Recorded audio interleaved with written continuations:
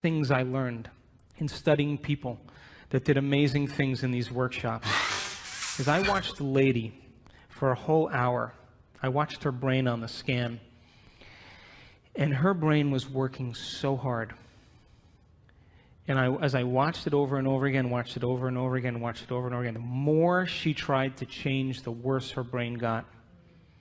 And I went up to her afterwards and I said, how was that for you? And she said, I had the worst meditation of my life. And something clicked in me in that moment, and I knew that most of us, we try to use our brain to change our brain. We try to use the ego to change the ego. We try to use the program to change the program, and it only endorses it. And in that moment, something clicked, and I knew that they had to become pure consciousness, that they had to get beyond their body, get beyond their environment, and get beyond time. Because when you become pure consciousness, and we have all the biological and neurological machinery to do this, by the way, you come preloaded with everything you need. You don't need anything else. That when you forget about yourself, when you become nobody, no one, no thing, nowhere, no time, and you become pure consciousness, a thought impossibility. The moment you are consciousness, now you have dominion over your body. Now you can change something in your environment, and now you can create some future time. And the moment we saw people become pure consciousness, and we will talk about that after the break, the brain naturally gets organized. The hormones of stress, when we are under the gun of the fight or flight nervous system, the brain and the heart move out of rhythm. It's like a group of people playing the drums all at the same time with no rhythm. It's noise. And that's what happens to the neural network in the heart and the neural networks in the brain. And they actually, if you saw the brain on a functional scan, it begins to compartmentalize. Different compartments of the brain are no longer communicating with each other because different communities are saying, hey, it's not a time to communicate now. There's a tiger on our back here. We got to run. And so the long-term effects of stress causes the brain to move into what's called high beta brainwave patterns, like driving your sports car in first gear. And different compartments of the brain no longer communicate with each other. And if you were to measure that on a brain scan, it's very erratic patterns. The moment you become pure consciousness, you forget about yourself. That's my definition of creation. The moment that happens, the brain goes, thank God he's out of the way. Now I can get organized again. The operator is finally gone for a few minutes. And we started in that event, in that February event, teaching people how to become pure consciousness. And when that happened, we saw their hearts get highly coherent. We saw their brains get highly coherent. And it's kind of an irony.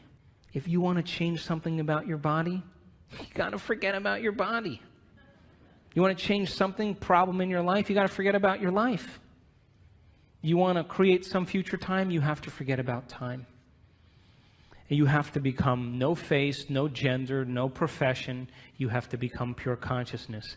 And we saw it over and over again that 91% of our people that had their brains scanned in our first event had a more than 80% change in their brain for the better. And there was no drugs, there was no, therapies. They just went through the process of observing their thoughts and becoming conscious of their unconscious thoughts because they're no longer being distracted by their environment. Pay attention to their behaviors and their actions and look at the body as the mind and the emotions and master that. In the first day, the energy in the room, we measured it. Guess what happened to it? It went down. Because people were breaking all their emotional ties to their known familiar life. But when we went to that next day and they became pure consciousness, the energy in the room began to rise. And when we saw that, it was miraculous. And we measured the energy as it began to continuously improve. And when we did our event in July, we started seeing people having enormous amounts of energy that were stored in their body travel up through their heart and into their brain. And we captured people with a full-on Kundalini experience, full-on ecstasy in their brain. And they were common people just like you.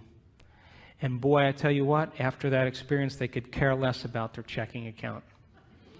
They could care less about their problems. And we saw one lady move into such a state of ecstasy.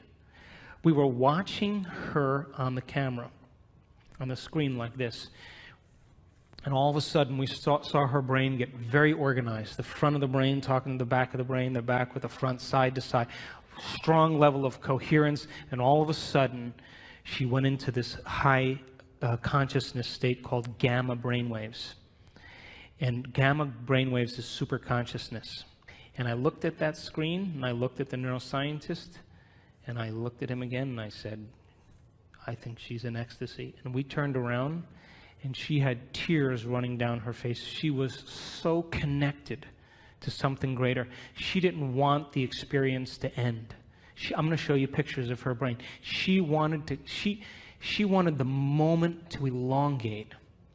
She felt so connected, and all of a sudden, when that posterior pituitary turned on and released all that oxytocin into her brain, guess what it did to the amygdala, where all the stress circuits are?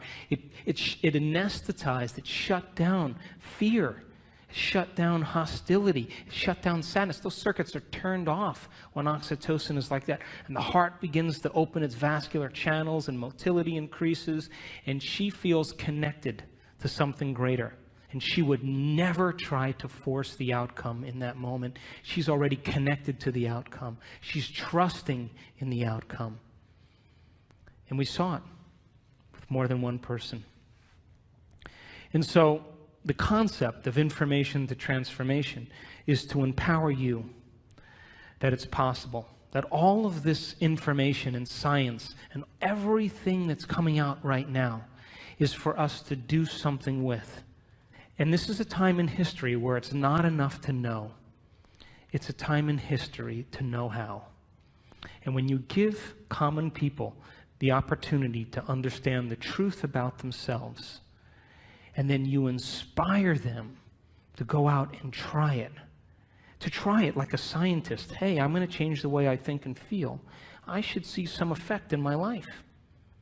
And the moment I can correlate the feedback in my life with what I did, I'm going to do it again.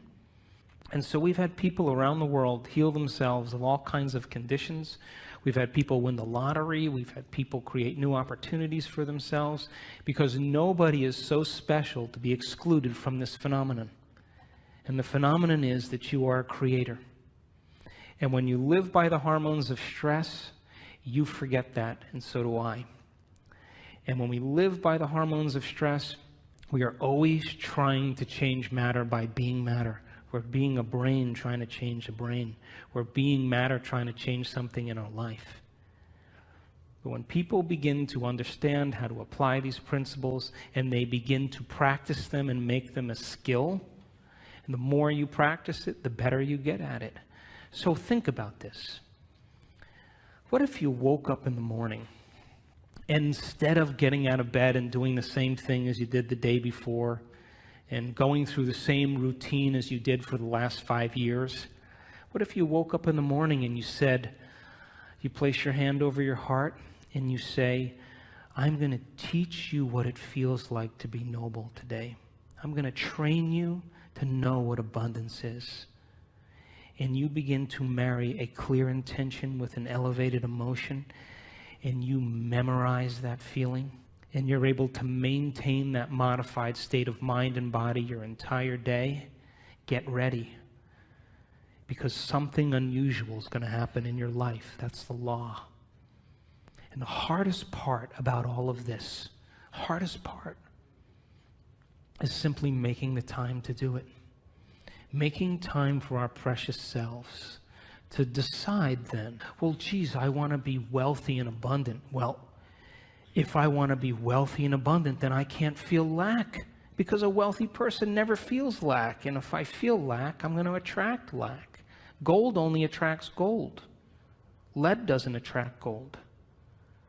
And so then when we see our life now as an initiation, and we have to meet the conditions in our life from a greater level of mind every day, then wouldn't it be a good idea every day to ask yourself a question like, what is the greatest expression of myself that I can be today?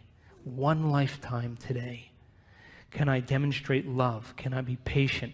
Can I be filled with energy and enthusiasm? Can I give? Who in history do I admire that I want to be like?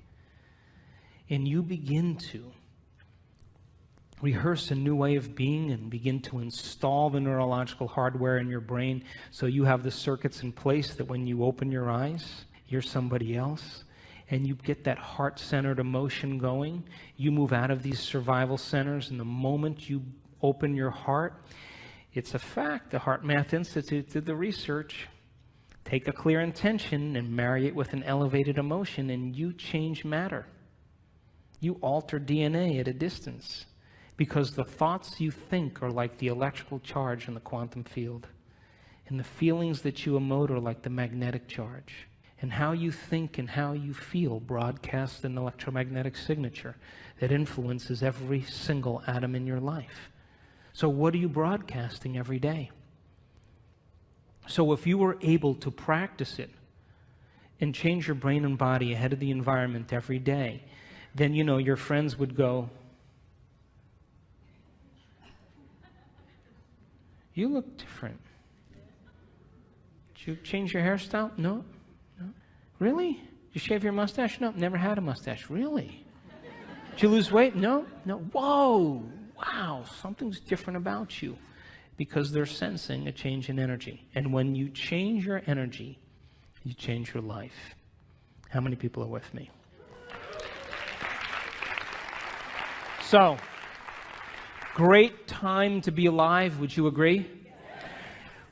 We signed up for this. But listen, you can't stand up and in the name of spirituality say, hey, let's all live in gratitude, and get in your car and be like, hey, get out of the way, cut people off. What's that? That's like, eating a delicious, vegetarian organic breakfast and then spending the rest of your day eating junk food. That you have to lay down we have to lay down the very thing we used our whole life to get what we want for something greater to happen. And it means that all of the conditions in our outer world somehow reflect some aspect of us. And if you want peace in the world, you better not be arguing with your coworker. It doesn't work that way. And if you want to experience true fascination for life, make time for fascination. I was in Barcelona a little ways back, and I was invited to speak to the ministry of all the ministries in the government there, 17 different ministries. And they're in a crisis right now. And the one thing I didn't want to be was some know-it-all American, And I said, how do you become supernatural? You got to start doing what's unnatural. When there's a crisis and everybody is in lack, that's the time to give. When everybody else is in fear, that's the time to demonstrate courage. When everybody else is hostile and judging, that's the time to show compassion. And if we can continuously do over and over again what is so unnatural, sooner or later will become supernatural. Wouldn't you agree? So then if you're working on your anger and your frustration